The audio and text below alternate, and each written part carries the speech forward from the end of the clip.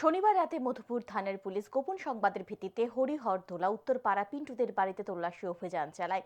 তল্লাশি অভিযান চলাকালীন সময় স্বপ্না দাস নামে এক বৃদ্ধ মহিলা একটি গাঁজার বস্তা নিয়ে পালিয়ে যাওয়ার চেষ্টা করে। সাথে সাথে পুলিশ গাঁজার বস্তা সহ ওই মহিলাকে আটক করে। পাশাপাশি পিন্টুদের ঘর থেকে আরও ৩ বস্তা শুকনো গাঁজা উদ্ধার হয়। তবে পুলিশের উপস্থিতি টের পেয়ে পালিয়ে যায় বাড়ির মালিক পিন্টুতে। পরবর্তী সময়ে পুলিশ উদ্ধার হওয়া গাঁজার বস্তা হলো স্বপ্না দাসকে থানায় নিয়ে যায়।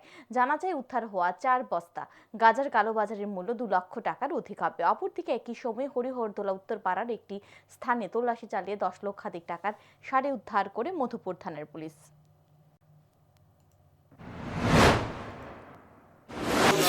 স্বপ্না দাস এই একটা গাঁজার বস্তা নিয়ে পলানোর সময় তারে আমরা ওমেন পুলিশ তাকে হাতে নাতে ধরছে, দইরা পরে বাড়ির সামনে তারা ধরছে এবং পরবর্তী সময়ে বাড়ির আশেপাশে থেকে আরও মোটামুটি ৩টা বস্তা, টোটাল ৪ বস্তা গাঁজা আমরা উদ্ধার করছি।